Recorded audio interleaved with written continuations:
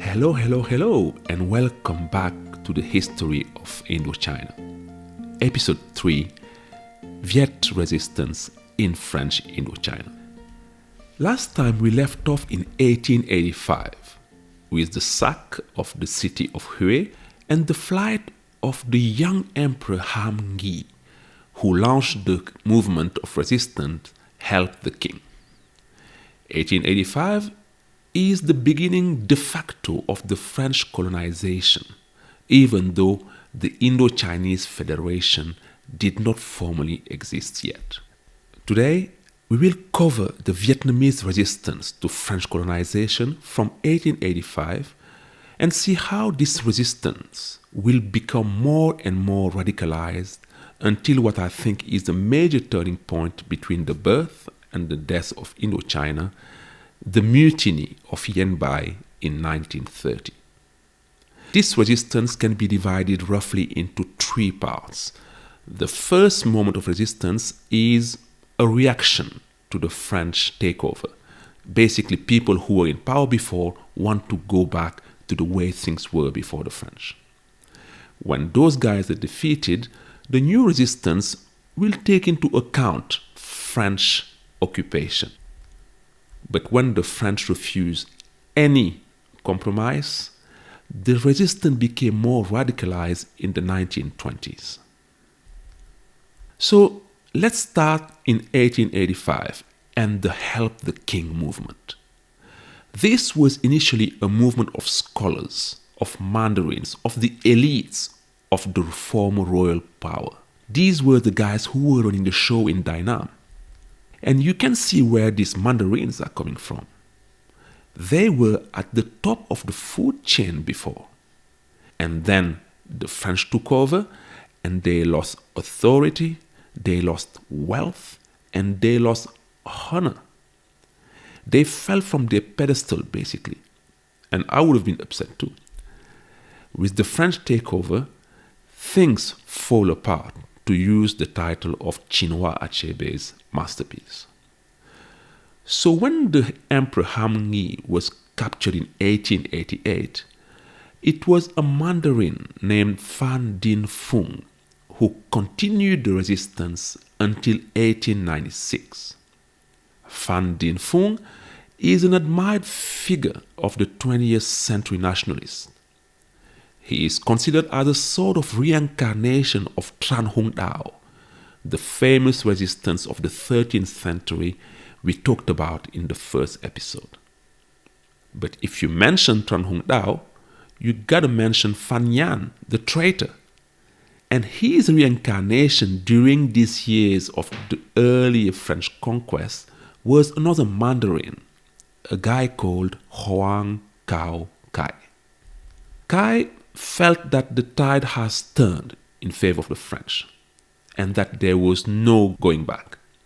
So he started collaborating with them. And with Cai's help, the resistance of the scholars was squashed in 1896, and Cai was very instrumental into tracking down Phan Dinh Phung and his Mandarin brethren. After that, after 1896, there was still more localized resistance, for example with the Dey Tam, who held out the French until 1913. But that was very localized. Basically, the Dainam of before was finished. But Phung and Cai, these two mandarins, one resisting, one collaborating with the French, represent the two extremes between which the Vietnamese elite hesitated at the end of the 19th century. Collaboration or withdrawal. Continue doing their job and help their constituents, or down tools as a sign of passive resistance with all the financial and political risks that that option entailed. And I found an excellent illustration of this dilemma in the family memoirs of Mai Elliott. In The Sacred Willow, Mai Elliott talks about her great-grandfather, who was an early career mandarin in the 1890s. Quote, "He stayed in this position for 3 years, but his heart wasn't in it. he resigned in 1886. Although he was forced to resume government service time and again, either in response to official summonses that he could not turn down, or to meet his family's heavy financial burdens, or to do whatever good he could as a Mandarin for the country in its hour of need, my great-grandfather did so with reluctance. For the rest of his life, until his retirement, he will feel the conflicting pull of what scholars at the time called engagement and withdrawal. Could he, in engaging, separate loyalty to the court from loyalty to France, which controlled it? End quote. But these Mandarins won't hesitate too long, because the French were there to stay.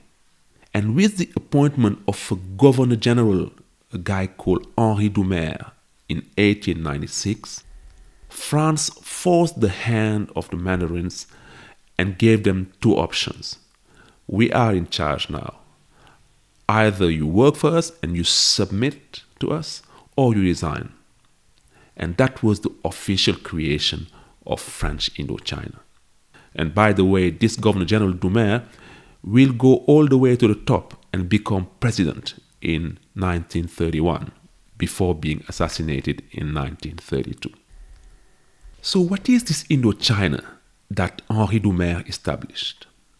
As you know, it included Cambodia, Laos, and present-day Vietnam, divided into three parts.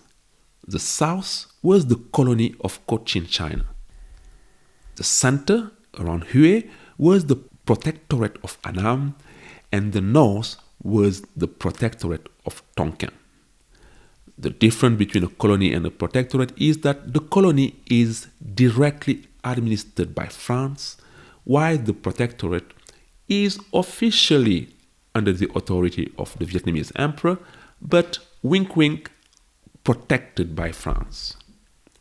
A governor general reigned over all this territory, and in actual reality, he administered protectorates and colonies the same way, with France no longer honoring the terms of the protectorate as early as 1897. The governor general was the true emperor. He undertook all major projects and managed the budget of Indochina. And to bring in money in the coffers, he subjected the population to a severe fiscal discipline. There were taxes on all basic necessities, as well as a monopoly of the state on salt and alcohol. And to give just one example of the heavy burden displaced on the population, figure that the price of a basic item like salt increased tenfold in 10 years, which is staggering. So Indochina have been created, and the Mandarins of the old regime had been defeated by the French.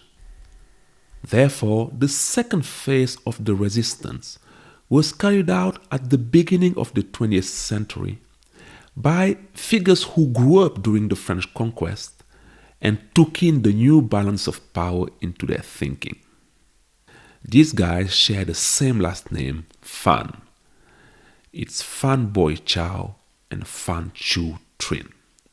And for both guys, the aim was now to rebuild the country, to remake Vietnam. Let's start with Phan Boi Chau. Chau was born in 1867 into a family of scholars. He was educated in the traditional Chinese way, meaning that he spent years preparing for the competitive Mandarin exam. At first, Chau advocated for a return to the monarchy. He tried, for example, to reorganize the survivors of the former royalist movement, Help the King. Afterwards, he associated with the Prince Kong De, a grandson of Zalong.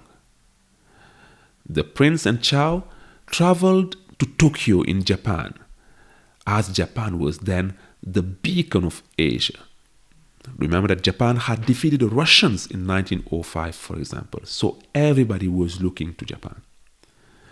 And Chau launched a movement called Visit the East meaning Japan. And he attracted hundreds of young Vietnamese to Japan to be trained in the modern techniques. Chao went so far as to try to launch an armed insurrection with Japanese assistance. But Japan was not interested in helping get rid of the French. Chao was even deported from Japan under French pressure after a series of riots in Vietnam in 1908. He then went to China, where he converted and became a Republican after witnessing the success of Sun Yat-sen's revolution in 1911. Chao then founded the Vietnam Restoration League. And this is important because, to my knowledge, Chao was the first person to popularize the name Vietnam, which would be adopted from that moment on by almost all the nationalists. And this choice is revealing because back then, the royal court still called the country Dai Nam. The Chinese called it Annam, and the French cut it in three.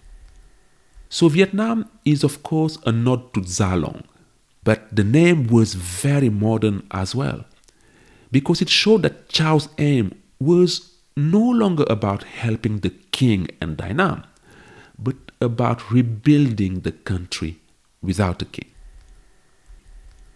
So let's talk now about the second Phan, Phan Chu Trinh. Trinh was born in 1872, and he was also raised in the classical Chinese fashion. His father was a scholar and participated in the Help the King insurrection. But Trinh, unlike Chao, wanted to engage with Western democratic ideology, which he acquired through Chinese translations.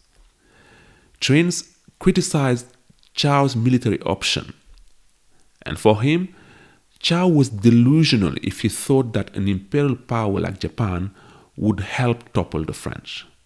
No, Trinh chose to work with the French Third Republic. For that purpose, he penned an open letter to the Governor General in 1907, in which he denounced both the Mandarin class and the colonial violence. He demanded that the French behave in Vietnam as they did in the metropole, meaning as republicans.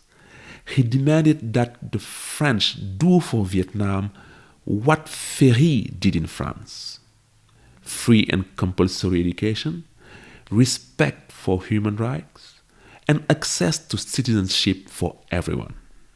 Oh boy, that was too much for the French authorities.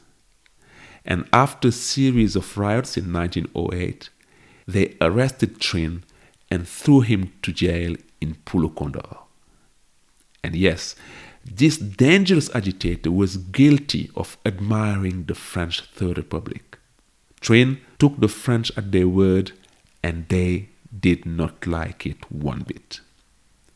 Trinh would remain in jail until 1911 before being exiled to Paris to keep him away from making mischief in the country. The reason why Trinh was released in 1911 was thanks to the appointment of a new Governor General, a guy called Albert Sarraut. And Sarraut's appointment raised hopes in Vietnam because he was coming to implement a new policy called Association Franco-Annamite. And that policy sounded too good to be true. Sarraut promised free education in French and Vietnamese. He abolished some medieval punishments like strangulation, and he increased indigenous representation in the colonial political bodies.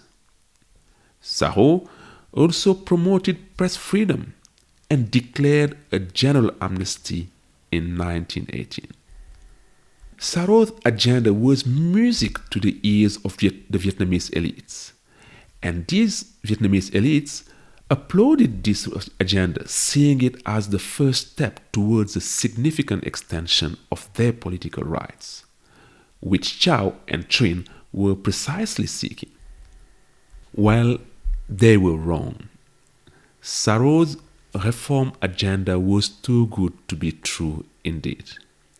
And I'm not sure that Sarro really believed in it. But if he did, the powerful white colonists in Saigon and Hanoi reminded the Governor General that he was going too far with his promises to the Vietnamese people. So when a few diehards launched isolated resistance actions, Sarro led a ferocious repression against the Vietnamese nationalists. He then asked the Chinese authorities to arrest Phan Boi Chau and extradite him to Indochina. After that, the Emperor Du Tan tried to launch an insurrection that was quickly nipped in the bud. The 16-year-old emperor was deposed by the French and exiled. The French put another prince on the throne, Kai Din, and Kai Din was the father of the future emperor Bao Dai. So the situation in 1920, roughly, is that all the political reforms that Sarro had promised when he arrived did not materialize. And the struggle of Chau on one hand and Trinh on the other hand for a Republican Vietnam bore no fruit. Let us just pause here a minute and let me give you a quick snapshot of who lived in the colony of Indochina then. At the top of the pyramid were the French, who represented 1% of the population but held all economic and political power. They were the military and the civilians administering the colony. But there were also small and low-ranking French employees filling the subordinate positions in the colonial administration. The second privileged category was the 1 to 2% of Chinese who were engaged mostly in the rice trade. For those of you who have read Marguerite Duras' novel The Lover, L'Amant in French, the lover was typical of this wealthy Chinese bourgeoisie in Cochin, China. The third category was the 9 to 10,000 Vietnamese families who were large landowners in the country. These Vietnamese bourgeoisie were very urban, residing mostly in Saigon, and they were living à la française and sought to become French citizens. And finally, there were the vast majority of the population who were poor and lived mainly in the countryside. And this population was subjected to the arbitrary of Vietnamese landowners, of white planters, and of the colonial administration. But most important for our episode today is between the bourgeoisie and the common people appeared an intermediate class of educated Vietnamese. Well, there were not enough of them to form a class. We're talking here about 5 to 10,000 people maximum, because French education was accessible only to a small minority. So these guys were privileged in a sense, because they had received formal education and were fluent in French. On the other hand, they were still linked to the common people through kinship. And these educated Vietnamese were incredibly frustrated because they were on the receiving end of the brunt of the racism of the lower-ranking French employees. For example, the French only used the casual tu instead of vous when addressing any Vietnamese. If you've done French in the past, or if you're currently doing French, you know that it's very rude to say tu to somebody you don't know. In addition to that, with equal qualifications, the lower-ranked French employees were always in position of authority compared to Vietnamese person.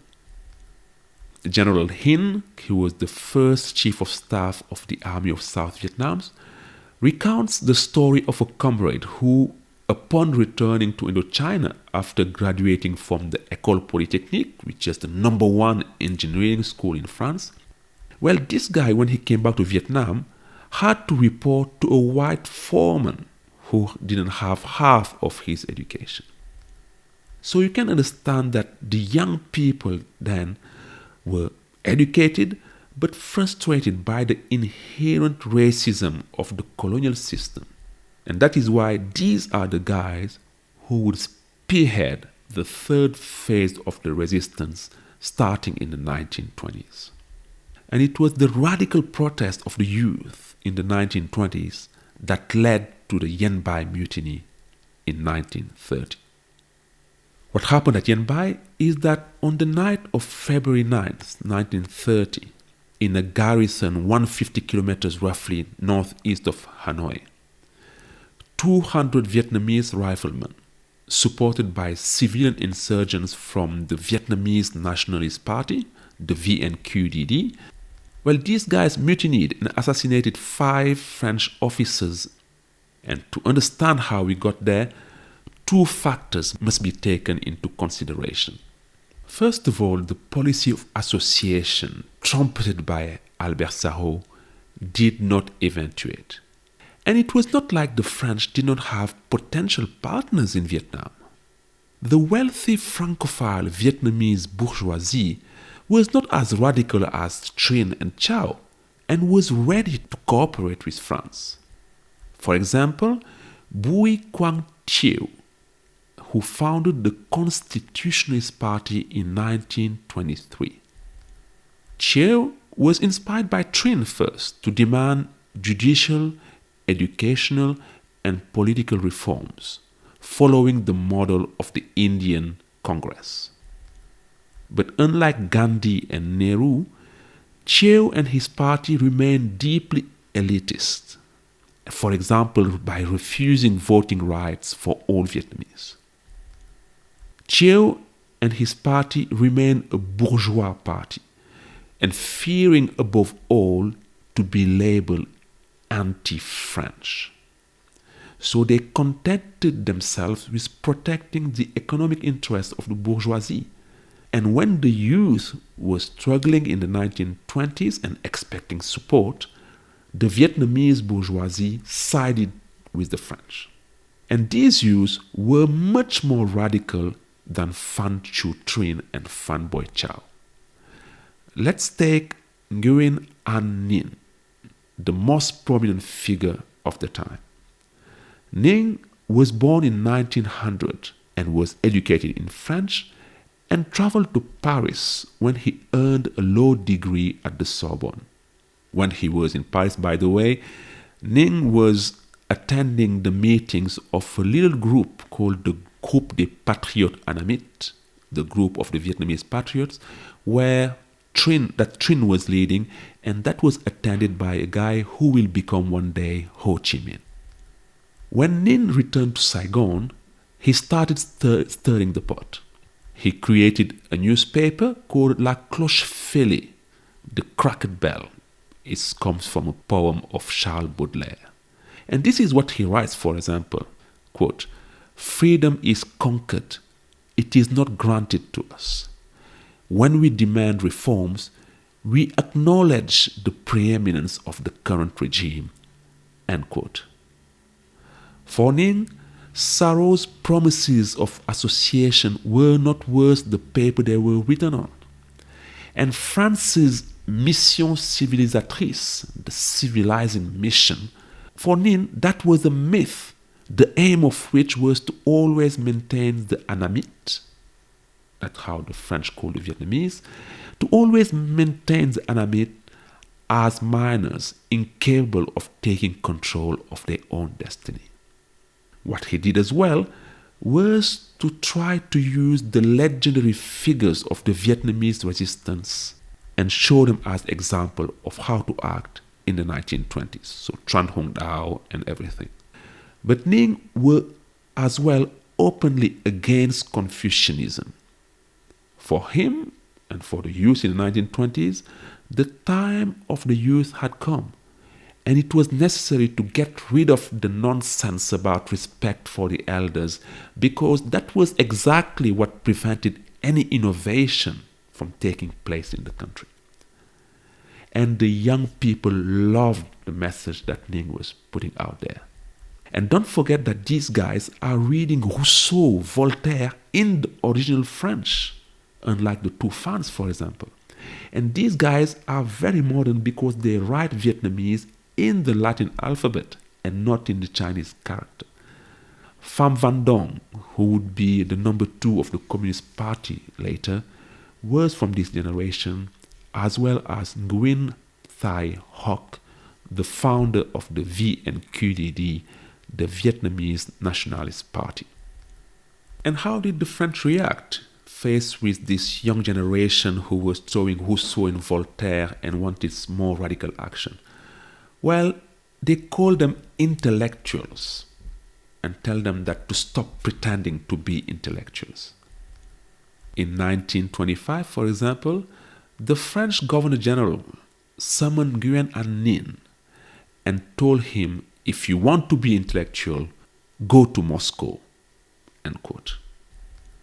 So when in 1925 the French arrested Phan Boi Chau and dragged him in front of the courts, the youth erupted.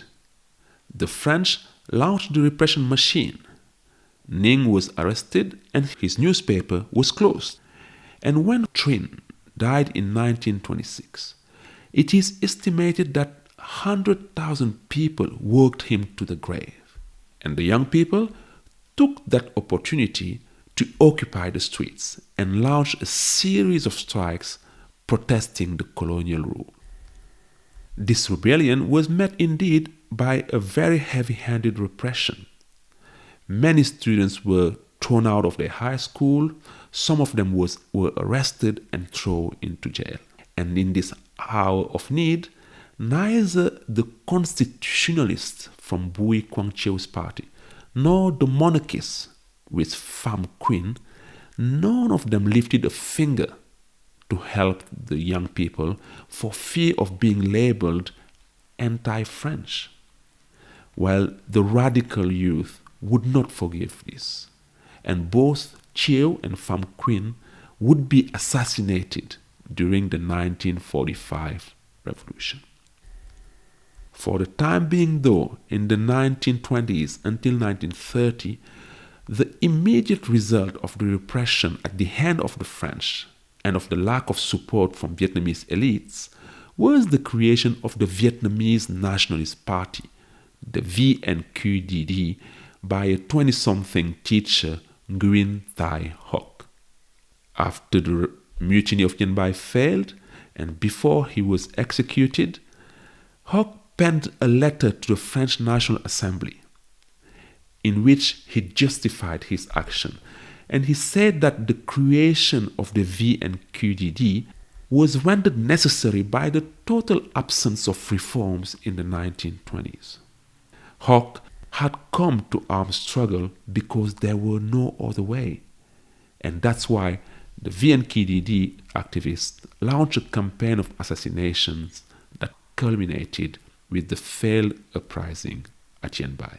Dien Bien sent shockwaves through Indochina.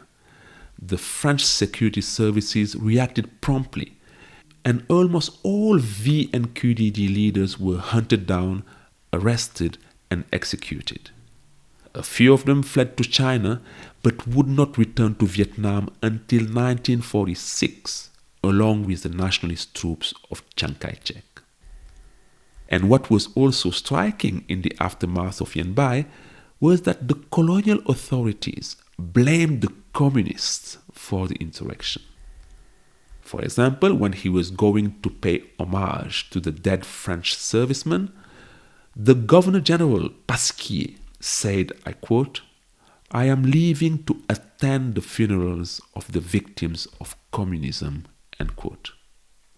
The VNQDD was repressed, but it is the communists who were accused of being behind the mutiny, which contributed to merry national and communist demands, even though it was not true at all. A French journalist, Louis Roubaud, who covered the trial of VNQDD militants, asked them the question, "Are you communists?" And at this question, one militant replied, quote, I am simply a Republican like you. I wish for my country what you have obtained for yours: a democratic government, universal voting rights, freedom of the press, recognitions of human and citizen rights, and to begin with, independence. End quote. As you have seen, Yen Bai was not a communist action. Yet, after 1930, French colonial authorities knowingly conflated nationalist agitation with communism. As Hoc said, Vietnamese nationalists were forced to radicalize. With Yen Bai, the Vietnamese constitutionalists and royalist elites once again sided with France, which represented the camp that maintained order. And while at the same time in India, the Congress Party allowed nationalists to continue their demands through constitutional means, in Vietnam that didn't exist. So nationalism became more radical, and this radicalization was seen only by the French through the prism of communism. And the events of 1930 surely played into the hands of the Viet Minh in 1945. But we're going to stop here today.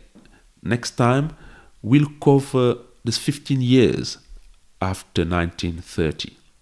15 years and one man, Ho Chi Minh. 15 years and an earthquake, an event that will change everything. I'm talking about World War II, of course. I can't wait to tell you everything about it in the next episode. But until then, take care and goodbye.